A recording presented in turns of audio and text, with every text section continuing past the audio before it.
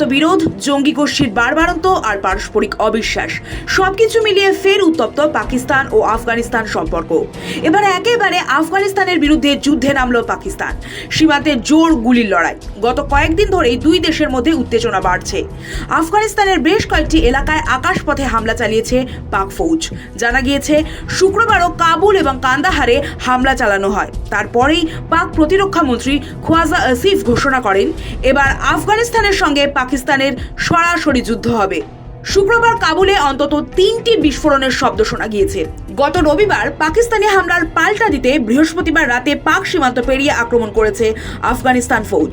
পাকিস্তানের অন্তত 12টি পোস্ট আফগানিস্তানের দখলে এসেছে বলেও দাবি তালিবান প্রশাসনের। সেই হামলার পাল্টা শুক্রবার আফগানিস্তানের একাধিক এলাকায় আক্রমণ করেছে পাকিস্তান। দুপক্ষেই সেনার মৃত্যু হয়েছে বলে দাবি করা হয়েছে। এক্স হ্যান্ডেলে পাক প্রতিরক্ষা মন্ত্রী খোয়াজা আসিফ লেখেন, পাকিস্তানের ধৈর্যের বাঁধ ভেঙে গিয়েছে। এবার আফগানিস্তানের সঙ্গে সরাসরিভাবে যুদ্ধ হবে। আফগানিস্তানের বিরুদ্ধে এই যুদ্ধকে অপারেশন গজব লিল হক নাম দিয়েছে ইসলামাবাদ। তাদের দাবি, পাক হামলায় 130 জনের বেশি জন আফগান সেনার মৃত্যু হয়েছে। অন্যদিকে আফগানিস্তানের দাবি 50 জনের বেশি পাক সেনাকে খতম করেছে তারা। তবে দুপক্ষের বক্তব্যে সত্যতা যাচাই করা হয়নি। সূত্র বলছে, শুক্রবার সকালে টানা 2 ঘন্টা ধরে গুলি এবং যুদ্ধবিমানের আওয়াজ শোনা যায় কাবুলে। তালিবানের শীর্ষ নেতা হিবাদুল্লাহ আখুন্দজাদার ডেরা কান্দাহারেও হামলা হয়েছে বলেও জানা গিয়েছে। এদিকে যুদ্ধ ঘোষণার পরে হুঙ্কার দিয়েছেন পাক প্রধানমন্ত্রী শাহবাজ শরীফ। স্পষ্ট জানিয়ে দিয়েছেন, যাবতীয় আগ্রাসন গুড়িয়ে দেওয়ার ক্ষমতা রয়েছে পাক ফৌজের। গোটা দেশ সেনার সঙ্গে কাঁধে কাঁধ মিলিয়ে লড়ছে। যুদ্ধ ঘোষণার পরেই পাক সেনার F-16 ভেঙে পড়ার একটি ভিডিও ভাইরাল হয়েছে সোশ্যাল মিডিয়ায়। আফগান প্রশাসনের দাবি, তারাই গুলি করে নামিয়েছে ওই যুদ্ধবিমান। সেই দাবি অস্বীকার করেছে পাকিস্তান। ভিডিওর সত্যতা যাচাই করা সম্ভব হয়নি। এদিকে পাকিস্তান আনুষ্ঠানিকভাবে যুদ্ধ ঘোষণার পর প্রাণ বাঁচাতে দুই দেশের নাগরিকরাই সীমান্ত ছেড়ে অন্যত্র পাড়ি দিচ্ছেন। সব মিলিয়ে উত্তেজনা তুঙ্গে। গত বছর শেষেও দুই দেশ সংঘর্ষে জড়িয়েছিল। এবার আফগানিস্তানের সঙ্গে পাকিস্তানের সরাসরি যুদ্ধ বাঁধল। কেন এই যুদ্ধ? এর শিকড় কতটা গভীর? ডুরান্ড লাইন, পুরনো সীমান্ত বিতর্ক, পুরনো ক্ষত। 1893 সালে ব্রিটিশ শাসনের সময় আফগানিস্তান ও ব্রিটিশ ভারতের মধ্যে সীমানা টানা হয়। এই সীমানাকেই বলা হয় ডুরান্ড লাইন।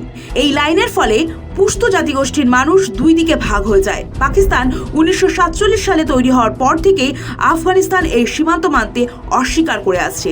আবার পাকিস্তান এই সীমান্তকেই আন্তর্জাতিক সীমান্ত বলে দাবি করে। এই সীমান্ত নিয়েই দুই দেশের মধ্যে দীর্ঘদিন ধরে চলে আসছে টানাপোড়েন।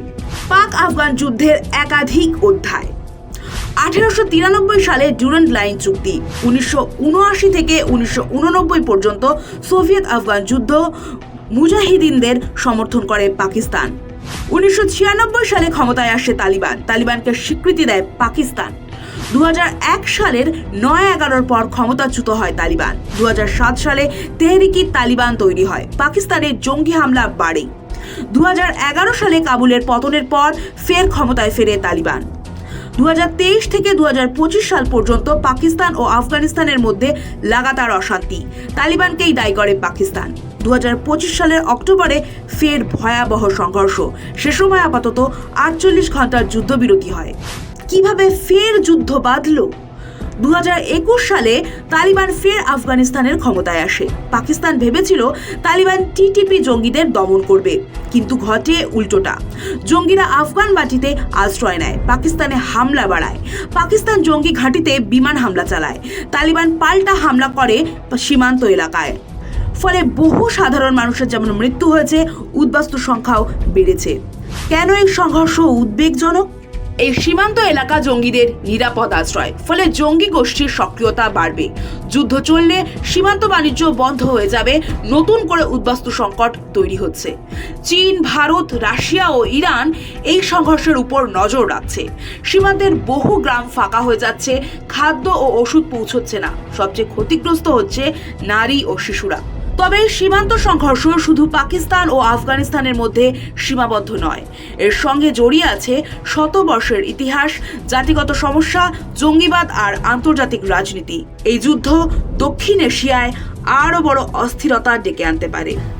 ব্যুরো রিপোর্ট, সময় কলকাতা।